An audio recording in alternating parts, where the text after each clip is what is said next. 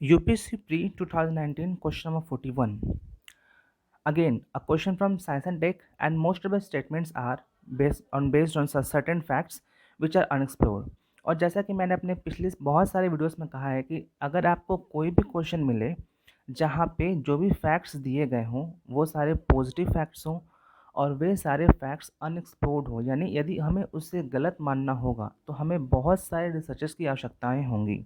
ठीक है, मतलब मैं ये कहना चाहता हूँ कि जैसे मान लो ये स्टेटमेंट नंबर 1 को पढ़ो। Agricultural soil release nitrogen oxide in environment, यानी कि जो आपका एग्रीकल्चर सोयल है वो नाइट्रोजन ऑक्साइड को इन्वायरमेंट में रिलीज करता है।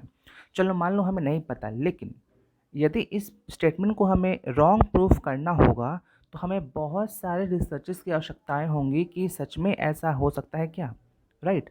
तो ऐसे केसेस में जनरली हम इसे करेक्ट मानते हैं। Point number 2, cattle releases ammonia into environment. ठीक, अगेन वही बात है, हमें इस स्टेटमेंट को गलत साबित करने के लिए हमें बहुत सारे रिसर्चेस करने पड़ेंगे कि क्या जब जो भी आपके कैटल के रिलीजेस हैं उसमें अमोनिया है या नहीं है। ठीक है, इसलिए हम इसे भी सही मानेंगे, राइट।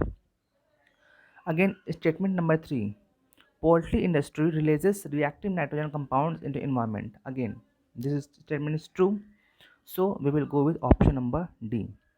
मेरे कहने का मतलब बस इतना है कि जहाँ भी आपको ऑप्शन में तीनों ऑप्शन दिखाई दे, ठीक है, और जो आपके स्टेटमेंट्स दिए गए हों वो सारे स्टेटमेंट पॉजिटिव हो और आपको लगता है कि यदि आपको लगे कि इस पॉइंट को गलत करने के लिए बहुत सारे ऐसे रिसर्चेस की आवश्यकताएं होंगी, तो उस केसेस में जो भी स्टेटमेंट्स आपको दिए होंगे वो जनरली आपको ट्रू मानने पड़ेंगे, राइट।